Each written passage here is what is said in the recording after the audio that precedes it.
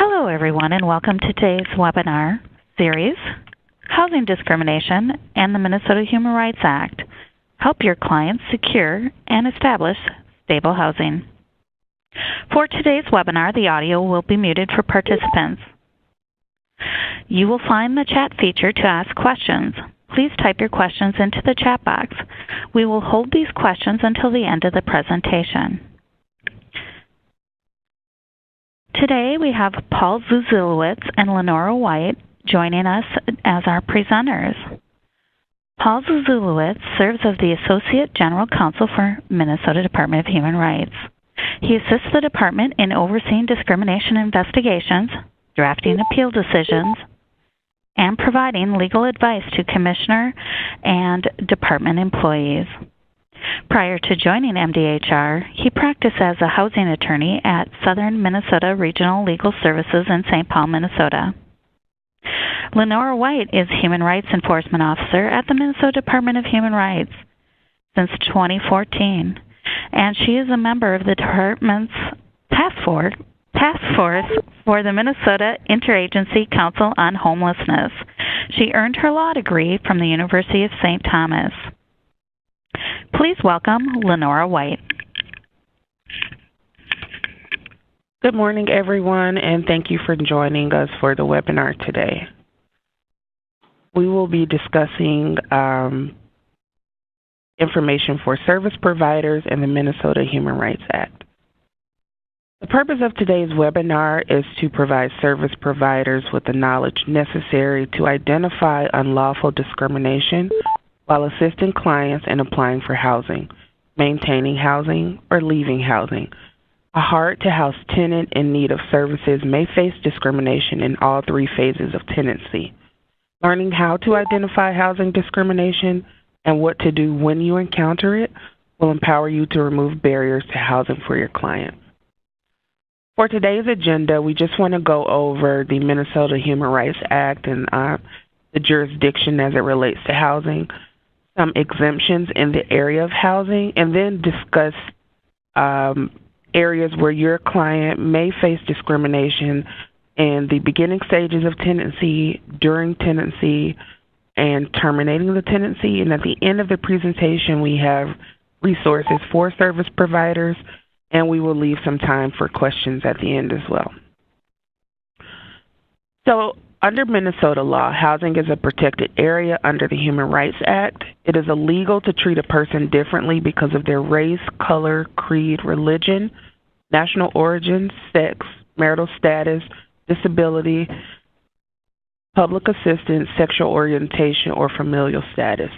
Under federal law, the Department of Housing and Urban Development enforces the Fair Housing Act. Federal law does not explicitly protect against housing discrimination based on public assistance status or sexual orientation. Regarding federal law, Minnesota is actually a leader when it comes to progressive civil rights. It is not uncommon that a state or municipality provides more protected classes than those set out in federal law. For example, in Madison, Wisconsin, protected classes include homelessness, political affiliation, genetic identity, whether you're in college. So, for example, a landlord can't refuse to rent to a tenant who is in college. Some examples of housing discrimination include refusing to rent to a person because of membership in a protected class, refusing to provide reasonable accommodations to applicants and tenants, treating a person differently during the tenancy due to membership in a protected class, and terminating a tenancy because of a person's membership in a protected class. And if we take a look at the next slide, we can go over some exemptions in the area of housing. So Minnesota Statute 363A.21 discusses exemptions in the area of housing, where Minnesota Statute 363A.09 do not apply. So a landlord may be exempt under the following circumstances. Under the first bullet point, with respect to sex, a nonprofit organization that rents a room in a residence, they may discriminate with respect to sex. A resident owner of a single-family dwelling that rents to another person, a resident owner of a rental unit in a dwelling with no more than 2 units may discriminate with respect to sex, marital status, public assistance, and sexual orientation or disability. The third bullet point, a resident owner of a building containing only 2 units may discriminate with respect to sexual orientation. A resident owner occupied building containing 4 or fewer dwelling units may discriminate with respect to familial status. This is also referred to as the Mrs. Murphy exception. And housing for the elderly may discriminate with respect to familial status. And age, we just want to point out that right now age is not a protected class in the area of housing under the Minnesota Human Rights Act. The next slide, we want to look at maximum occupancy codes and case law. Application of local, state, or federal restrictions regarding the maximum number of people allowed to occupy a dwelling shall not be regarded as familial status discrimination. So if you're working with a client and you find that a landlord or a municipality is restricting the number of occupants in a building beyond what state, local, or federal law requires, that may be an indication of discrimination. So your client may want to contact us so that we can discuss the specific facts. And later on in the presentation, Paul will discuss familial status in more detail.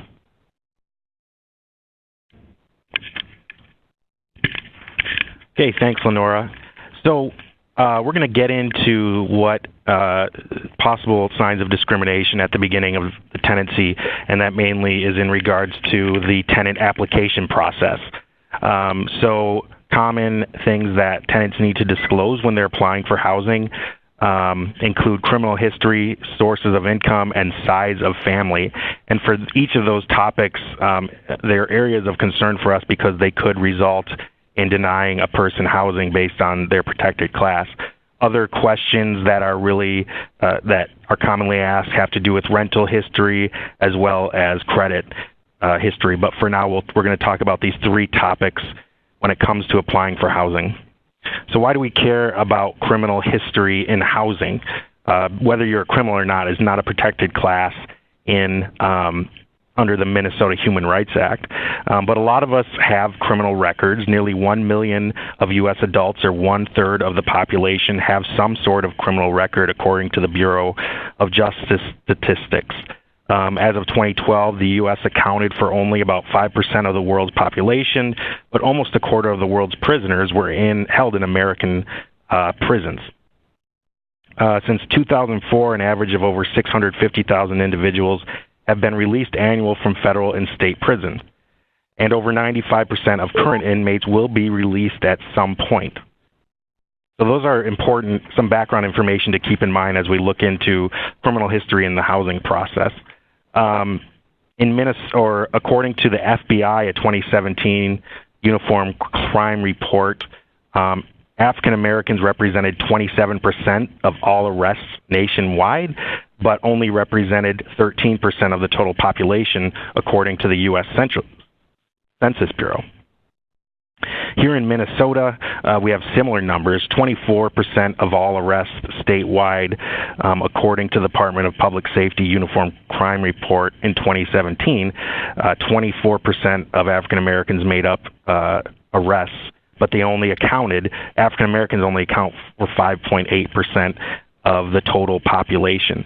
So we see that there's a disparity in arrests and criminal history based on protected class, and that's why we're concerned. And the real hook here is that a 2003 report called the Minnesota Statewide Racial Profiling Report dug into traffic stops from 65 law enforcement agencies throughout the state.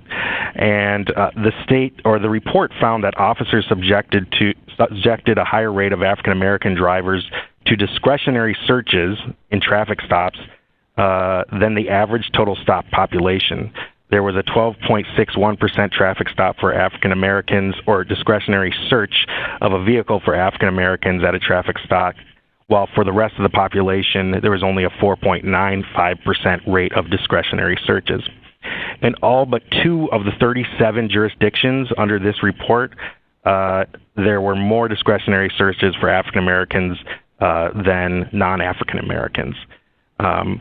And the biggest point here is that the report also found that despite the fact that African Americans were searched on the discretion of the officer at a higher rate, evidence of contraband was found at a higher rate for white people.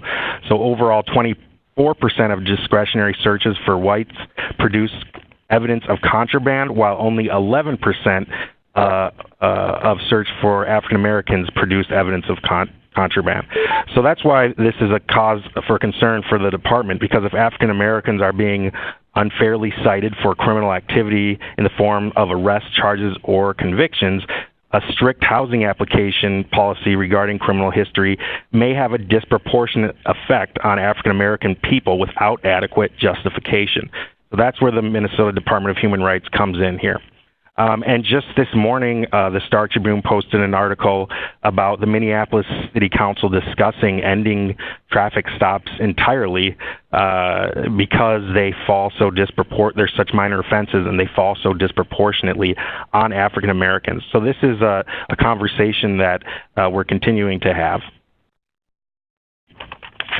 So, you know, a lot of people are getting word that you need to be careful when you consider criminal history when when a landlord accepts housing applications. But how can a landlord look at your client's housing application when it comes to criminal history? Indeed, the department and HUD are not saying that a landlord cannot consider criminal history when they are assessing a housing application.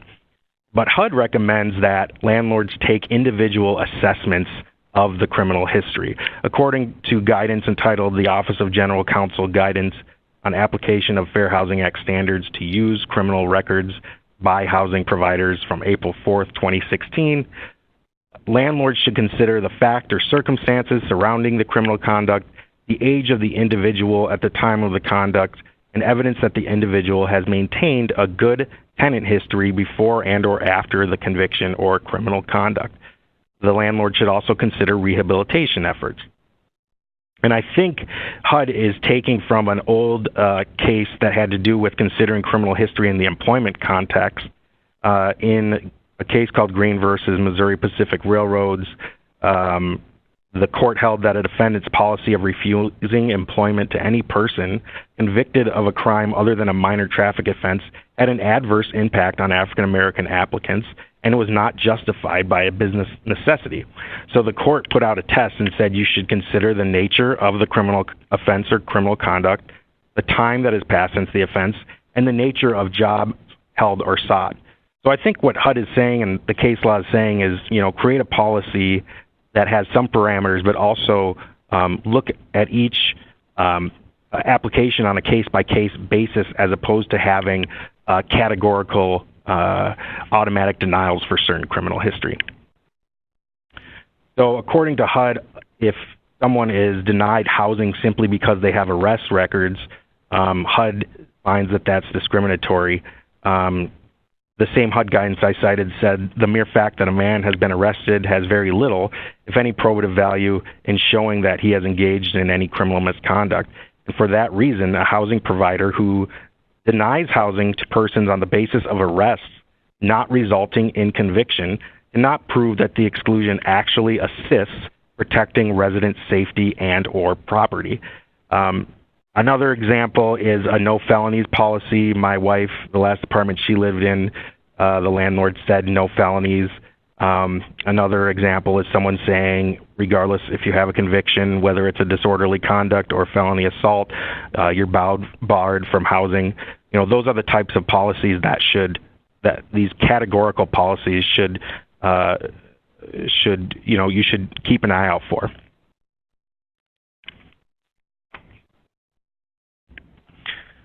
So we talked about criminal history in the application process. Let's talk about sources of income in the application process.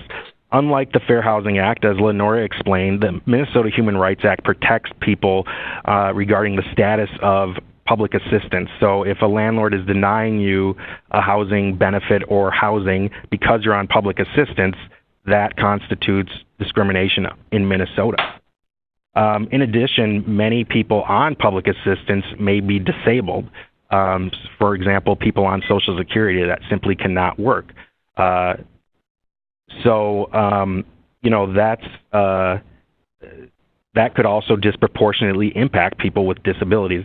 And I saw an interesting question about the HUD no felonies policy, and we can answer that at the end of the presentation. But keep in mind that state law today allows a landlord to deny a person housing because they are on Section 8.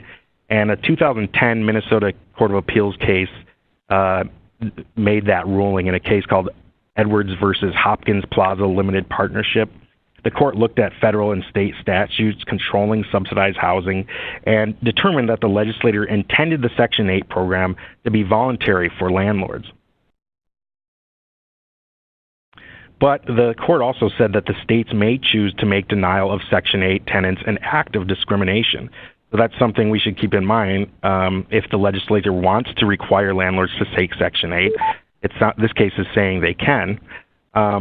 And in making their analysis, the court also cited a 1979 case from our office, the Department of Human Rights, where we said, as of right now, the law provides that Section 8 is voluntary. The Minneapolis City Council enacted an ordinance a couple years ago that stated a landlord cannot deny a person with Section 8 housing simply because they're on Section 8. And they cannot say, it's not for discriminatory reason, it's for business reasons that we don't want to take Section 8. So the State District Court in Hennepin County struck down that ordinance when the landlords sued the city. The landlords made a compelling case that they're not saying no to Section 8 because they're racist or against people that are disabled or on public assistance. They're doing it because the burdens of participating in the Section 8 program are so great. And the court seemed to be persuaded that the ordinance presumed landlords not taking Section 8 were bigots. And so the policy was irrational. The Minneapolis City Council did appeal this decision, and so we'll see where that case goes in the coming months.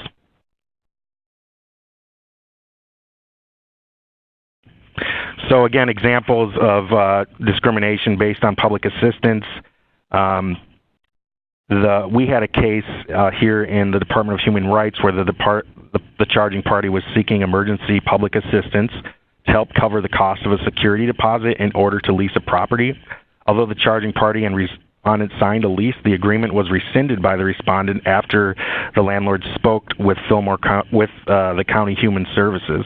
The investigation by our department found that the respondent's decision not to rent to the property was simply because the person sought public assistance status by getting help with a security deposit. So that, a landlord not taking a security deposit here, in our view, is public assistance discrimination. I did use that defense when I used to practice, that if a landlord didn't take public assistance or didn't participate in the public assistance program, they're discriminating. The courts have not spoken as to whether it actually does constitute public assistance discrimination, but that's right now how the department views a denial in this context. Okay, so the last topic I want to talk about regarding applying for tenancies in the beginning of the tenancies is a landlord's occupancy policy. A landlord under the Human Rights Act cannot deny an application for housing because of a person's familial status. And familial status under the Human Rights Act means the condition of one or more minors being domiciled with their parent or the designee of the parent or parent's guardian with permission from the parent or the parent's guardian. So a lot of it has to do with whether the intent of the act is to protect people and to make sure they're not being treated differently simply because they have kids. But keep in mind that a landlord can follow the occupancy policies guidelines of a local ordinance and not be accused of familial status discrimination. So if a family with 3 kids tries to rent a 2-bedroom apartment, and under a city ordinance, the rooms could only accommodate 3 people and not 4, a landlord cannot be held liable for familial status discrimination. For example, the St. Paul City Code provides that a person in a single sleeping room must have at least 70 square feet, and where there's two people in a sleeping room, there must be at least 50 square feet per occupant. However, if a landlord has a more strict maximum policy than a local ordinance, the policy could be familial status discrimination. So let's say a landlord owns a building in Uptown and he's trying to keep the demographic of millennials in the building, and the city in a 2-bedroom apartment would have allowed 4 people to live there, but the landlord says, you know what, I'm only going to allow 2 people to live in this apartment. That could be familial status discrimination because the landlord's restricting occupancy beyond what the city has deemed to be safe. And so that could result in less children being in the building or less grandparents being in the building with their parents. So I think if your client is being denied housing because of the size of their family, it would be good to look up the ordinance in the city to see what it says.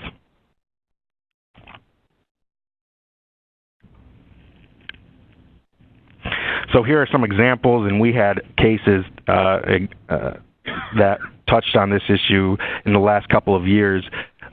One family lived in an apartment, and the children were, according to the landlord, making too much noise in their upstairs building, and the landlord referred to the noise as running of little feet and legs, which suggested she's talking about children and that the sound wasn't that great. And the landlord said they're not going to renew the lease to this family unless they move to a basement apartment. And so the family didn't want to live in the basement, and so they moved out, and the new renters that the landlord rented to in this 50-unit building did not have kids. And the investigator in this case found that the landlord was treating these tenants differently simply because the family had 2 children. And that case settled for $12,000 for the family, and the landlord agreed to update its policies regarding occupancy and to train employees regarding familial status discrimination. Another example we had, and I'm talking about familial status, but an occupancy limit may also have a disparate impact on people of certain national origins. We had a case where an applicant applied for an apartment, and the applicant had 3 kids, but the landlord said she wouldn't allow a family with more than 2 kids in the apartment, even though the city said you could have the tenant's family in the apartment. The city said that it's big enough under their ordinance. And so the investigation found that the state demographer published data which shows approximately 20% of white households have family members of 4 or more. However, other racial minority groups had a higher percentage of 4 or more household members. Among families, for example, 70% of those families have 4 or more people, and for Mexican families, we're up to 49% of families of 4 or more.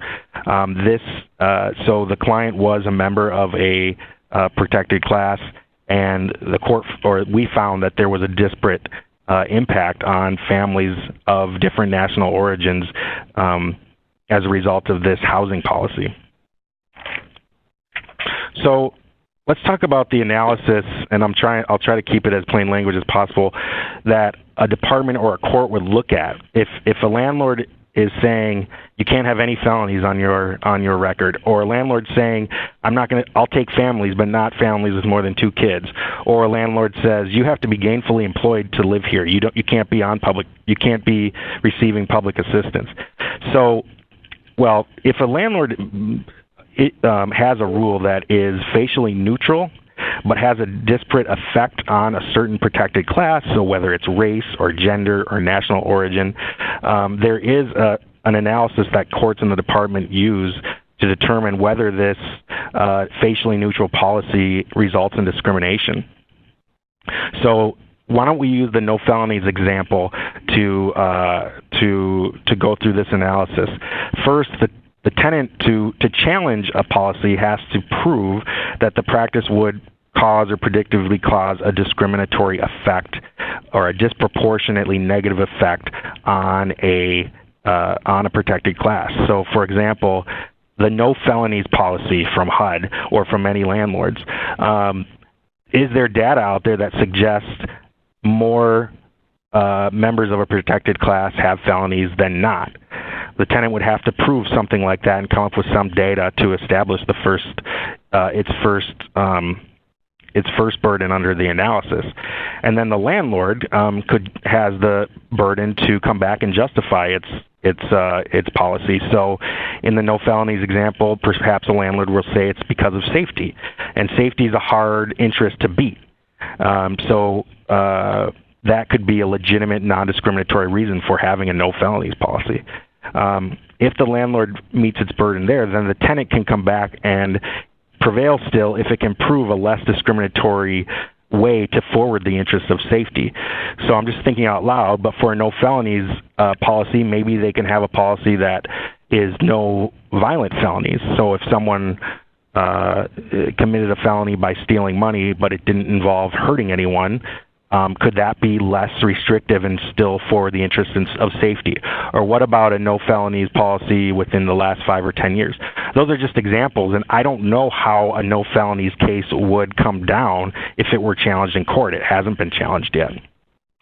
So that's a quick walkthrough of what your client would have to prove if he wanted to challenge a discriminatory housing practice that appears facially neutral. There's a case, the most recent disparate impact case in Minnesota is called Crossroads Residence versus MSP Crossroads Apartments. And you should look into that case because it's about a housing provider that upgraded its building and in the process said they're going to no longer take Section 8, that they're limiting occupancy to 2 bedrooms no matter what the size. And they also required an increased improvement on criminal histories and housing histories. And so tenants filed a class action saying that these new policies are disproportionately hurting members of a protected class. The tenants survived a motion to dismiss from the landlords, and that case settled with about $1,500 going to each displaced tenant. The landlords also committed about $200,000 to preserving affordable housing in the Twin Cities. So there's not a lot of case law on this, but that's the most recent one. Okay, we've talked about discrimination before the tenancy occurs. Now let's talk about some discrimination that your client might run into while housed. So the first topic is a change in familial status while you're living in the apartment. So what happens if a tenant is on a lease where it's just the one person, and that person gains custody of a child or that person becomes pregnant? Under the Minnesota Human Rights Act, the definitions of familial status and gender discrimination include being pregnant. So even though pregnancy wasn't listed when Lenora cited the statute, if you're treated differently because you're pregnant, that constitutes gender and familial status discrimination under the Minnesota Human Rights Act. In addition, the landlord-tenant statute here in Minnesota says that if a landlord tries to evict a tenant simply because they have a child, because that child's not on the lease, that is unlawful. And if the landlord wants to terminate a lease after someone has a child, 1 year must have elapsed from the commencement of the change in the familial status. So I read that as you have to wait a year after the person has the baby or adopts the child. In addition, a landlord has to provide 6 months notice in writing that it's terminating the tenancy. Keep in mind that if a tenant otherwise breaches the lease by failing to pay rent or does something unrelated to her pregnancy or the person obtaining custody of a child, the landlord still has the right to terminate the lease.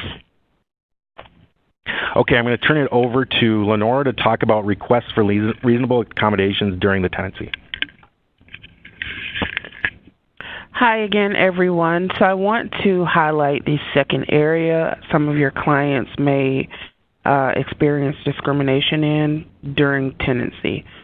which is request for reasonable accommodations. This may be one of the most common complaints we receive from individuals in our day-to-day practice here at the Department of Human Rights. So a landlord must make a reasonable accommodation for a person's disability. And that discrimination includes, potential discrimination includes a refusal to make accommodations in rules, policies, practices, or services when the accommodations may be necessary to afford a person with a disability equal opportunity to use and enjoy a dwelling. So requests for reasonable accommodations are something that you as service providers are pivotal in orchestrating for tenants with disabilities. You can help healthcare providers provide documentation and make sure that your client's landlord receives the documentation, which can be a daunting task for the tenant with a disability. So if we move on to the next slide, who is a qualified disabled person under the Act? The Minnesota Human Rights Act states that any person who has a physical, sensory, or mental impairment which materially limits or one or more major life activities. This is also any person having a record of an impairment and any person regarded as having such an impairment. So under the Minnesota Human Rights Act, an impairment must materially limit a major life activity. This is a less stringent standard than substantially limiting, which is required under the ADA or Fair Housing Act. A major life activity includes things such as caring for oneself, performing manual tasks, seeing, hearing, eating, sleeping, walking, standing, lifting. Also keep in mind that if you are working with individuals who say that they're recovering from substance abuse, while it's not always a disability, if that person is seeking treatment and requires an accommodation while they are in recovery, that may qualify as a disability under the Act. It really just depends, and if that person were to feel that they were being discriminated against in the area of housing, that is certainly something they should contact the department, and we can discuss that with them further. So if we move on to the next slide, legal elements to establish a reasonable accommodation. So if your client says, I've asked for an accommodation, I'm being denied, and they may have to take legal action, this is just kind of what they would have to show. They would have to show that their requested accommodation is linked to a disability-related need, that the accommodation was necessary to afford an equal opportunity to enjoy the dwelling, their place of residence, and that the accommodation was possible to implement. If we move on to the next slide, so the Department of Human Rights construes, we require that an interactive process, which is a discussion between a landlord and a tenant, take place when a tenant requests a reasonable accommodation.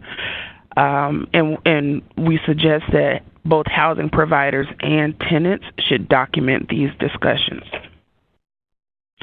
Examples of reasonable accommodations: permitting an assistance animal in a building where there's a no pets policy, granting a person an assigned parking space near the apartment building entrance due to a disability that impairs mobility, permitting a tenant to pay rent for a one-bedroom when they're actually living in a two-bedroom apartment where medical equipment occupies one of the bedrooms.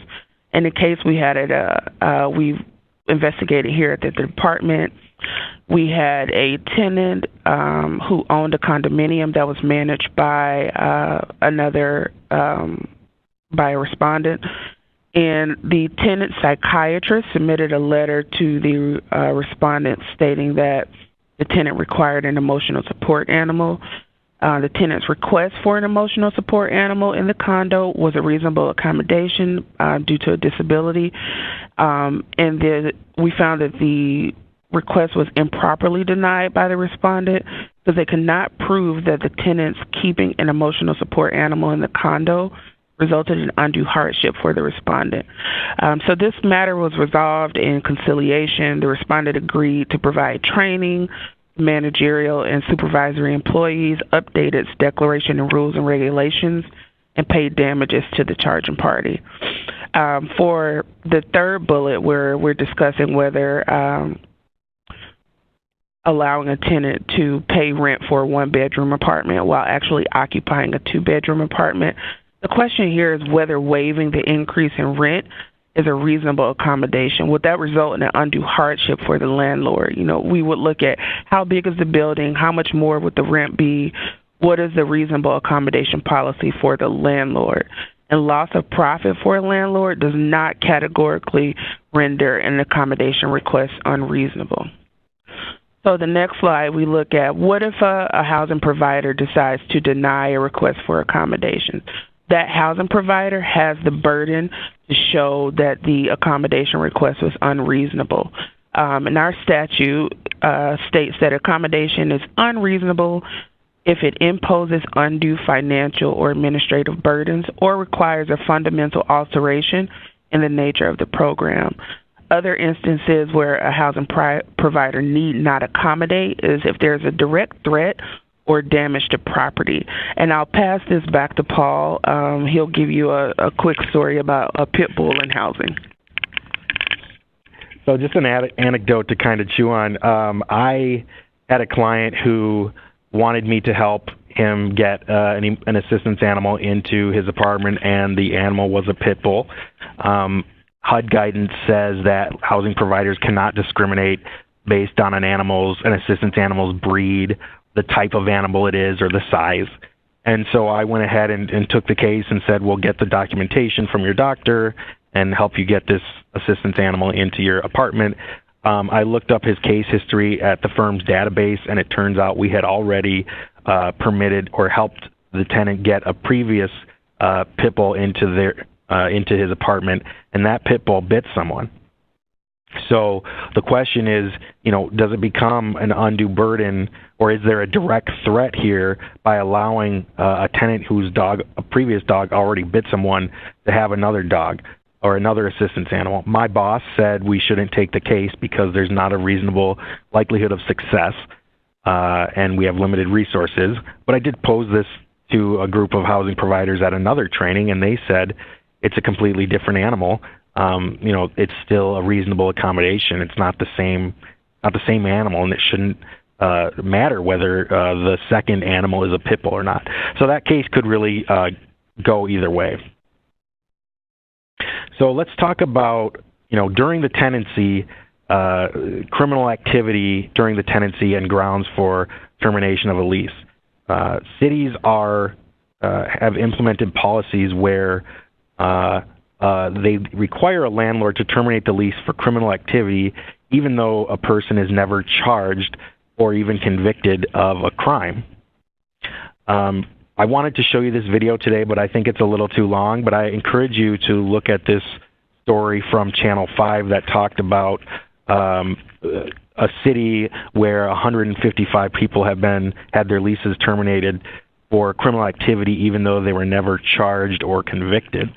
This story chronicled a person whose guest had gone off the property and committed criminal activity, and the person who had lived there since 1996, this woman her lease was terminated by the landlord, and she was living in a shelter when the news interviewed her. So that's a problem. Why, there's no due process, there's no conviction, but a city is directing a landlord to terminate the lease based on criminal activity. It's a problem, but why does it concern the Minnesota Department of Human Rights? And that is because that policy may disproportionately impact people of a protected class. Think of domestic abuse, for example. According to the CDC phone survey between 2010 and 2012, a third of women reported domestic violence, while only 1/6 of men reported such violence.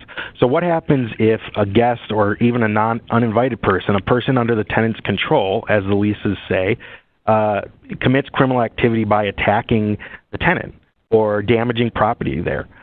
Technically, under the lease and under the city's crime-free ordinance, that's grounds to terminate the tenant's tenancy, even though she was a victim. I had a case where a public housing agency was trying to terminate benefits or Section 8 benefits after an ex came in and beat up the tenant and threw her daughter through a door. And we fought for several months with the housing authority because the lease said you cannot allow anyone in the premises to commit criminal activity. This guy was arrested and went to jail for violating a DANCO. So that policy may have a disproportionate effect on women because women are disproportionately victims of domestic abuse. That's why this concerns the Department of Human Rights. We haven't had a case on this or made any findings on it yet, but we're keeping an eye on it. There is a case against the city of Faribault filed by both former tenants living in Faribault and the ACLU, and in Faribault, if a landlord or if a police department determines disorderly conduct occurred 3 times within the 12-month period, or if one felony occurred within a 12-month period, with no charges or convictions, the city can still revoke a landlord's license if he doesn't terminate the tenancy where that alleged criminal activity occurred. So this is going on in federal court right now, and that's set for trial sometime in 2020. Okay, we're going to move on to another area of possible discrimination during the tenancy, and that's sexual harassment. Here's Lenora. So the last area that we wanted to highlight that your clients may experience discrimination in during tenancy is sexual harassment. The Act prohibits discrimination because of sex with regards to terms and conditions or privilege of rental of any real property. So what is sexual harassment under the Minnesota Human Rights Act? It is unwelcome sexual advances, requests for favors, sexually motivated physical contact or other conduct, communication of a sexual nature when the submission is made a term of housing, submission or rejection is used as a factor in affecting housing, or the conduct has the purpose or effect of substantially interfering with the housing environment. You can take a look at 363A.03 subdivision 43 for definitions. 2 types of sexual harassment we wanted to highlight under the Act are hostile environment and quid pro quo. Quid pro quo. Under hostile environment, we're looking for, is the behavior severe or pervasive? It does not include stray remarks. It may include verbal harassment, but in general, we review the totality of the circumstances surrounding the harassment. Unwelcome sexual advances, requests for favors, sexually motivated physical contact, or other conduct of communication when it can be severe or pervasive. And it's similar to hostile work environment in the employment context and under the Fair Housing Act. So if you're looking at, if you're working with a client and they're trying to determine how do they show that they are being subjected to a hostile environment, case law that the department uses to prove hostile environment is whether the tenant is a member of a protected class, if the tenant was subject to unwelcome sexual harassment, if that harassment is based on sex, and the harassment unreasonably interfere with the tenant's enjoyment of the premises. Now, the tenant does have the burden to prove that, which is a low threshold when coming to the department to make a complaint.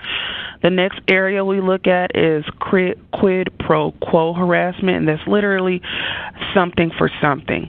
So when submission to conduct is a term or condition of housing, whether explicit or implicit, this often means economic consequences or risk of losing housing for the victim if they do not comply with the request. Elements to show quid pro quo harassment include the tenant is a member of a protected class that is subject to unwelcome harassment. The harassment was based on sex, and submission to unwelcome harassment in order to receive housing benefits, or the tenant's refusal to submit to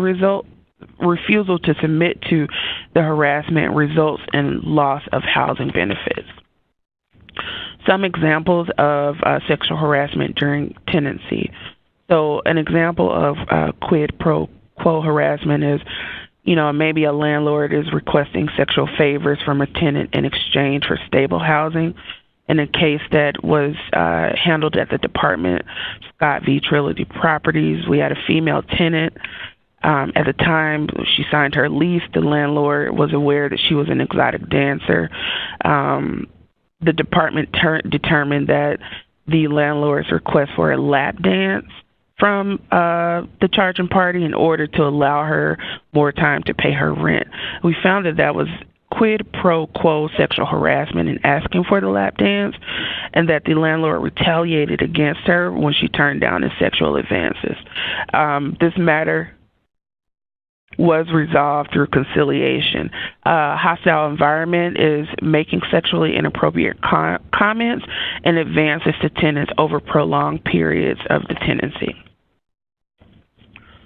Now I'll turn it over to Paul to discuss issues when terminating the tenancy.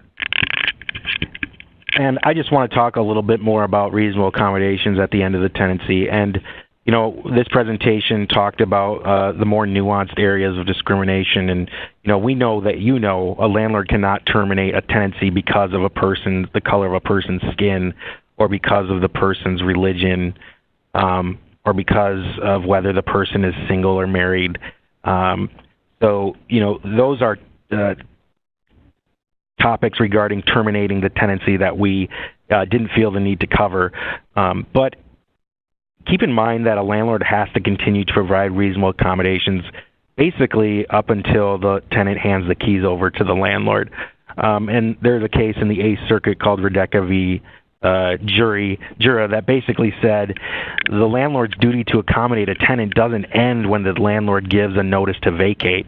It ends basically either when the writ of restitution is issued, and it doesn't even happen there. It happens at the end of the tenancy. And importantly, the Minnesota Human Rights Act does not refer to tenant in its housing language. It refers to person. So that even suggests that perhaps a person may ask for a reasonable accommodation after they move out to pick up their items from storage. Other examples of reasonable accommodations is allowing a tenant additional time to move, or foregoing an eviction based on a breach of lease that may be related to a person's disability. So if a person breaches a lease and the landlord wants to kick them out for it, if it's because of a person's disability, there may be a reasonable accommodation that the parties can make to allow the tenant to stay on the property. So here are the resources that we had. If there's any that you would like to share with us in the chat feature, we're happy to mention them in the next few minutes.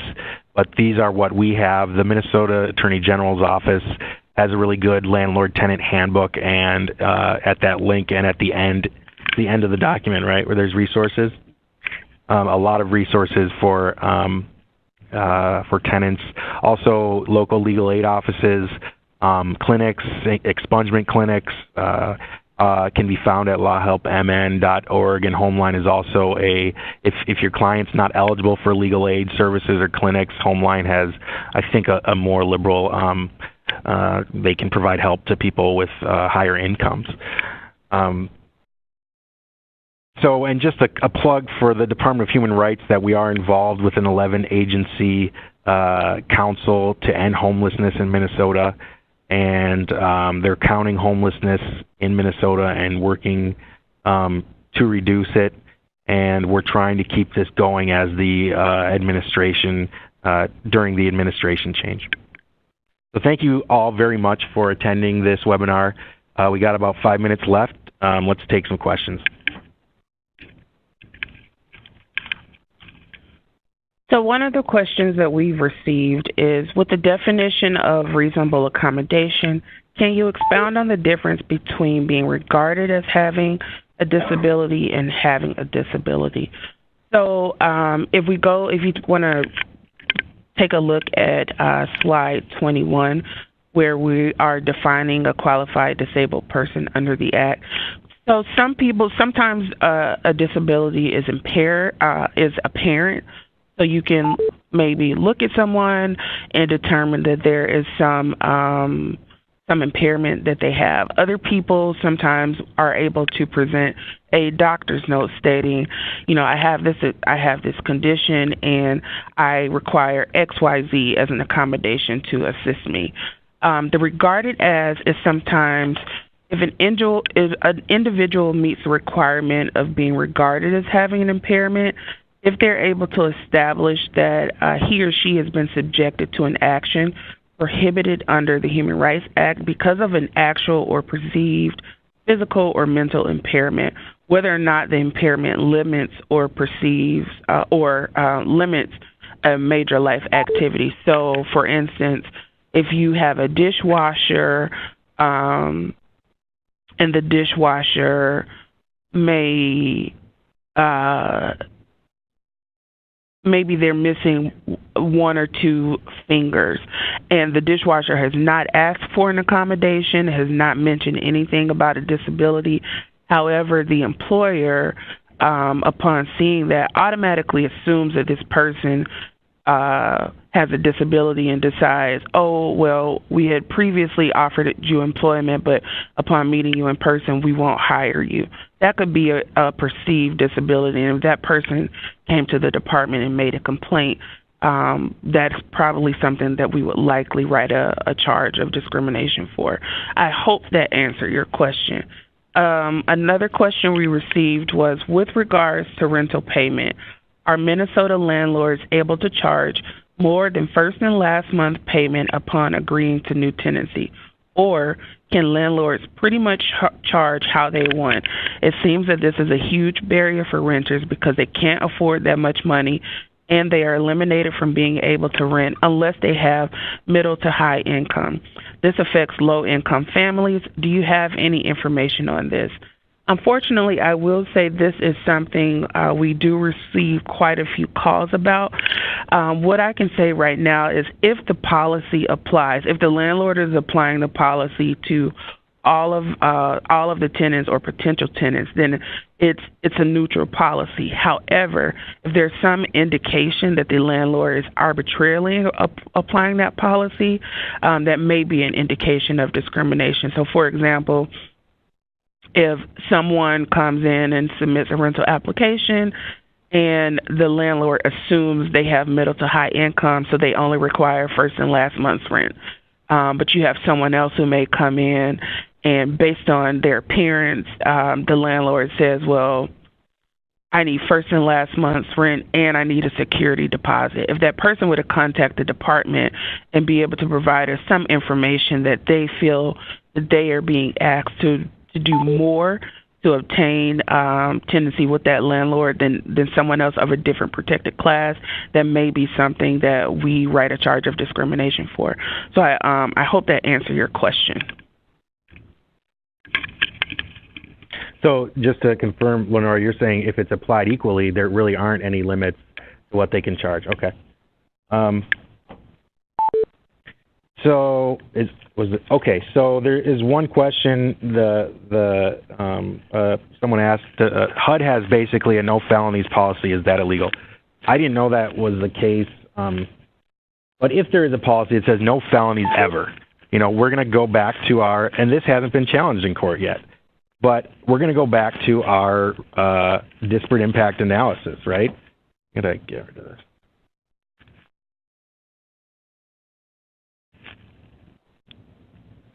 And, the question is, does a no felonies policy disproportionately impact a certain members of a protected class? Now, I pulled evidence that suggests arrest records do. I'm not sure what the felony numbers are among races or protected classes. But again, the landlord would have to prove that the practice is necessary to achieve a substantial interest. So if a landlord says, we have families here, we're trying to keep the place safe, that could be enough to satisfy the second element. But keep in mind, according to HUD, as it stands now, well, first of all, I'll say that Secretary Carson is revising this analysis, and we're not sure how it's going to come out. But second, under the Obama administration, HUD said you can't just say something like safety. You have to actually produce evidence that will lead a fact finder to conclude that the policy really does forward the interest of, for example, safety. So it's not you can't just bring up safety to in support of a no felonies policy. But again, there's no, that hasn't been litigated yet, and I think that's one of those cases that we don't know how that would go.